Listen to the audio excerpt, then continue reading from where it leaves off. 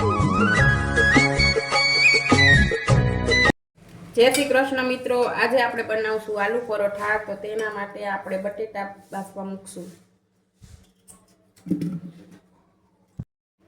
આપણે 2 ચમચી નિમક નાખીને બાફવા મૂકી દેવાનું। આપણે પરોઠા માટે રોટલીનો લોટ લેવાનો છે અને તેમાં સ્વાદ અનુસાર નિમક નાખવાનું છે અને 2 ચમચી મોણ નાખી અને પરોઠાનો લોટ બાંધી લેવાનો છે। રોટલી કરતાં સહેજ કઠણ રાખવાનો છે।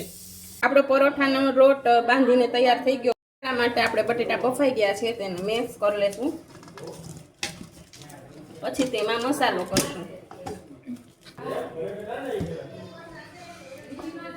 આપણા બટેટા મેશ થઈ ગયા છે, એમાં મસાલો કરશું।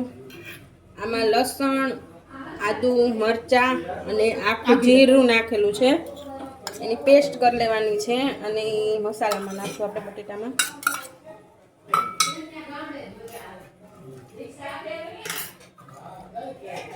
અડધી ચમચી લાલ મરચું પાવડર અને સ્વાદ અનુસાર નિમક નાખશું। હવે વણી લેવાનું ગોળ।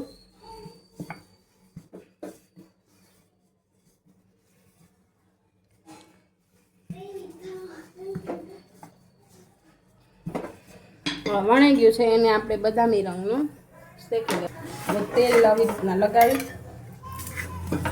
બદામી રંગનું શેકી લેવાનું છે।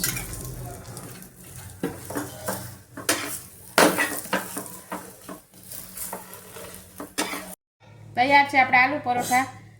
તેને ઘી લગાવી અને તેને રસ સાથે પણ ખાઈ શકાય અને દહીં સાથે પણ ખાઈ શકાય।